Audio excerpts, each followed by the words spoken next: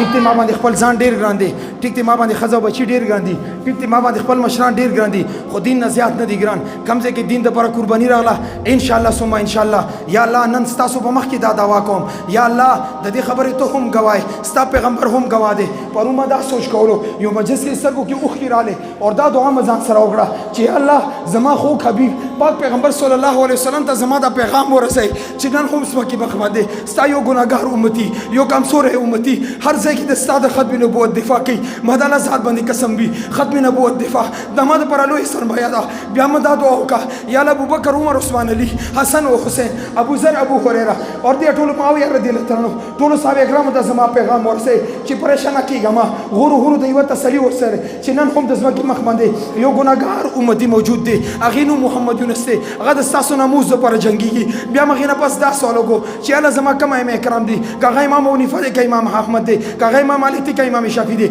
هغې روحونو ته دا پیغام ورسوي چې پریشانه کېږي ما نن مو علمای دیوبند بچي په ځمکې مخ باندې موجود دي هغه ستاسو ناموس دپاره جنګېږي زما مسلمان وروره کله زه د دین هرې شعبې ته حاضر یم د دین هرې شعبې دفاع خپله ذمهداري ګڼم زما مسلمان وروره نن به دې مسجد کې د عزم د دې خبرې کې چې انشاءالله د دین کمې کمې شعبې ته ضرورت رالو کم زیاده قرباني راغله انشاءالله ثم انشاءالله علمای دیوبند علمای حق سره به زه انشاءالله شانه به شانه ودرېږم انشاءالله